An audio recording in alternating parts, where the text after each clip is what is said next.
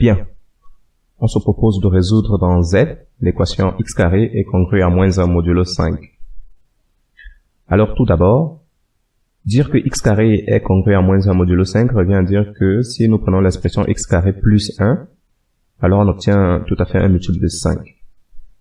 Donc ceci revient juste à trouver l'ensemble des réels x pour lesquels x carré plus 1 est un multiple de 5. Alors si nous considérons dans le système décimal le chiffre des unités, c'est-à-dire le dernier chiffre d'un nombre décomposé en base 10, alors on constate que ce chiffre des unités varie de 0 à 9. Il prend n'importe quelle valeur entre 0 et 9. Et lorsqu'on élève ce chiffre au carré, le chiffre de ces unités variera donc en fonction des carrés des chiffres de 0 à 9. C'est-à-dire plus précisément, nous aurons 0, 1, 4, 9, 6, 5, 6, 9, 4 et 1 respectivement. Ce qui nous donne alors finalement un total de chiffres possibles des unités des carrés dans la base décimale qui soit de 0, 1, 4, 5, 6 et 9.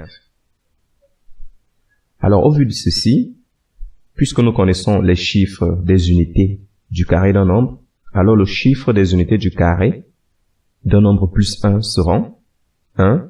Ici, vous voyez, lorsque nous avions 0, nous ajoutons juste 1. À 1, nous ajoutons 1, nous obtenons 2. À 4, nous ajoutons 1, nous obtenons 5.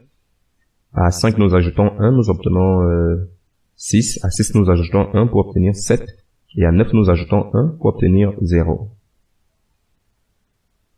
Alors, ce qui fait que x carré plus 1 est divisible par 5 que si x carré a pour chiffre des unités 0 ou 5. Bien, ça, c'est la règle de division par 5 que nous connaissons bien.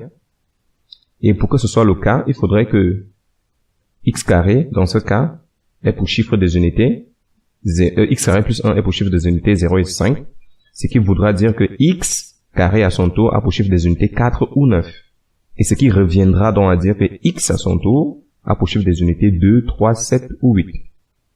Alors en conclusion, l'ensemble des nombres qui sont solution de l'équation x carré congrue à moins 1 modulo 5 sont les nombres qui ont respectivement pour chiffre des unités 2, 3, 7 ou encore 8.